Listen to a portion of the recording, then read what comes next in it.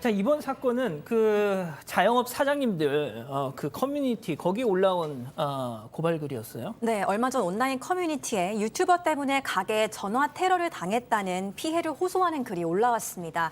글쓴이는 청주에서 호프집을 운영하는 사장인데요. 가게에 유튜버라는 사람이 와서 동의도 구하지 않고 방송을 진행했는데 갑자기 가게에 국제전화와 네이버 전화 등 전화가 폭주하기 시작했고 받으면 끊고 받으면 끊어서 영업이 마비됐다고 호소했습니다. 당시 혼자 영업을 하고 있던 사장의 어머니가 전화가 너무 오니까 방송을 꺼달라고 부탁했는데도 유튜버는 시청자들이 하는 거지 내가 하는 게 아니라면서 거절했다고 합니다. 나중에 유튜버는 가게 손님과도 시비가 붙었고 이 상황까지 라이브로 방송을 했는데요. 아이고. 사장이 어머니의 연락을 받고 급하게 가게를 찾았을 때도 전화가 계속 오는 상황이었는데 화가 난 사장이 유튜버에게 몇 마디를 날리니까 유튜버는 사장을 명예훼손으로 고소하겠다면서 도발했다고 합니다. 자, 이 유튜버가 말이죠.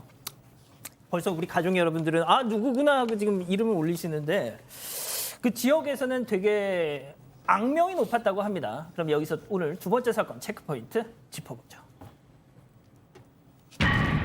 자영업자 킬러입니다.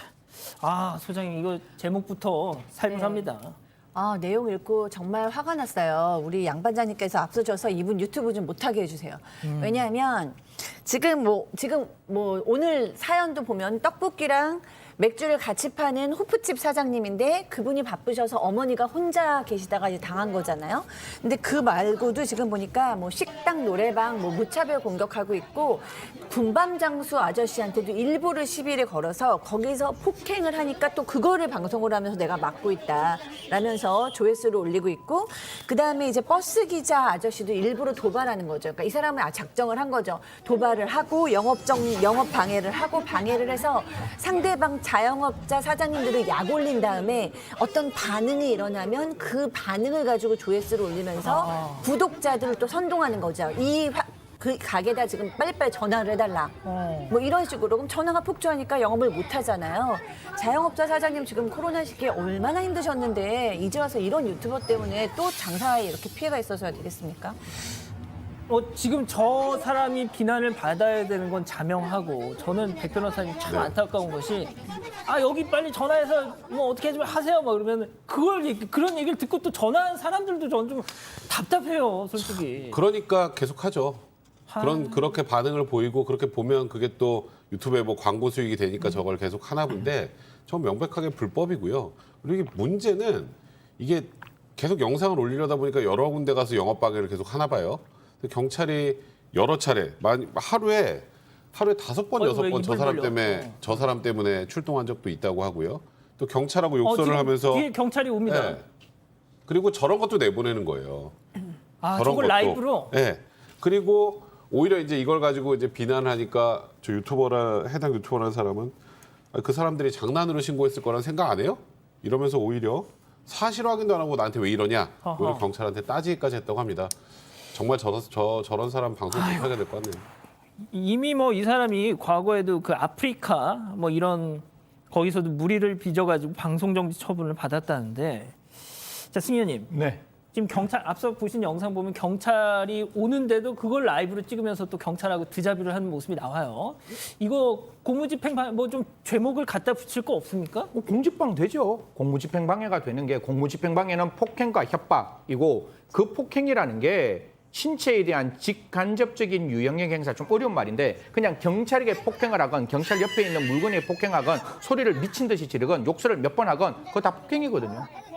그럼 공직방할 때 저는 공무집행을 하는 경찰관이 시민들에게 강제 진압하고 그것이 불법일 때 문제가 있는 것이지 저런 공권력을 우습게 하는 일부 시민들에 대해서는 좀 엄중한 그리고 진짜 모처럼 쓰는데 어묵하게 좀 잡으세요. 저거 현행범은 어떻게 잡든지 뭔가 수를 내야지. 아까 우리 박상희 소장님도 말씀 주신 바와 같이 얼마나 힘든 데 가서 저렇게 악질적으로 이야기하는 것 정말로 잘못했는 어떤 가게 같으면 공익신고라도 이야기를 하지. 저거는 어떻게 보면 자기의 유튜브를 위해서 오로지 제3자의 다른 사람의 아픔을 딛고 그걸 통해서 돈을 버는 일인데 다른 사람에게 눈물 나는 행동을 가지고 돈 벌게 해서는 안 되지 않습니까? 저는 좀 적극적으로 단속이 필요하다고 봅니다. 예, 지금 채팅창에 그 조금 뭐 처음 보는 분들이 들어오셔가지고 예 이상한 도배를 좀 하고 계시는데 잘 모르겠습니다. 자 그런데 이 유튜버가 알고 보니 뭐 다른 범죄로 재판을 받는 중이었다고 하더라고요. 네, 해당 유튜버는 강제추행 등의 혐의로 지금 현재 청주지법에서 재판을 받고 있습니다.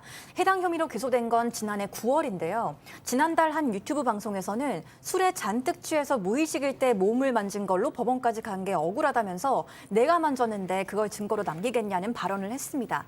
이에 검찰은 유튜버가 범행 일부를 인정하는 듯한 진술을 했으므로 엄벌에 처해달라는 진정을 접수해 재판부에 제출했습니다. 자 아직도 재판이 진행 중이네요. 근데 아까 그 사건은 너무 간단하잖아요. 예. 뭐 술 취해서 누군가의 뭐 신체를 만졌다는 건데 왜 이렇게 오래 갈까요? 이 사람이 다른 혐의로 계속 추가 기소가 돼서 계속 병합이 되다 보니까 재판이 길어지는 겁니다.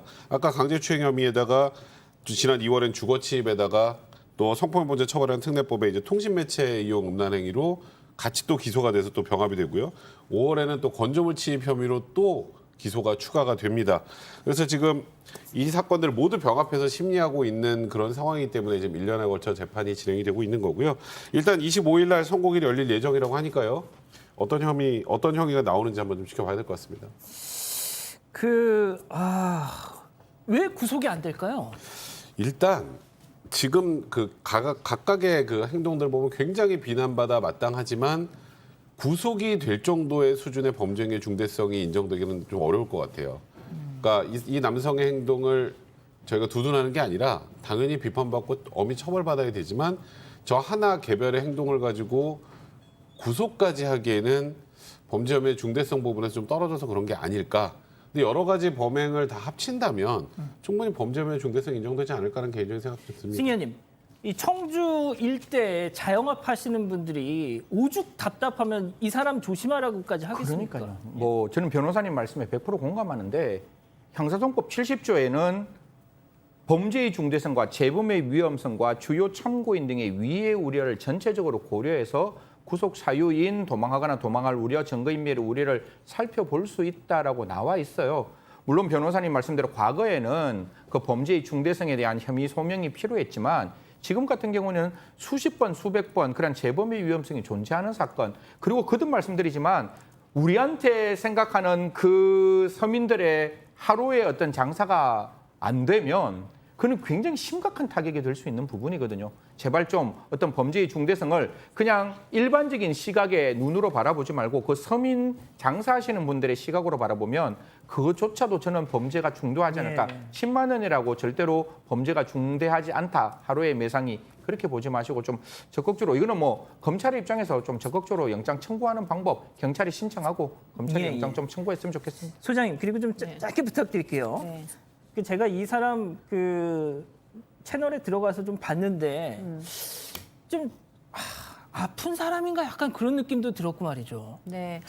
저는 이제 그 채널은 안 들어가서 봤기 때문에 자세히 제가 뭐 분석할 수는 없었지만 저도 두 가지 생각이 들었어요. 하나는 정말 돈 벌려고 이렇게 자영업자들을 괴롭혀가면서 이런가? 그럼 정말 나쁜 유튜버죠.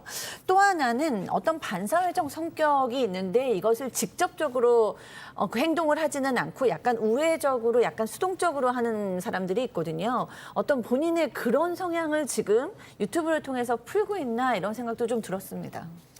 알겠습니다. 계속 좀 뭐 지켜보기로 하죠.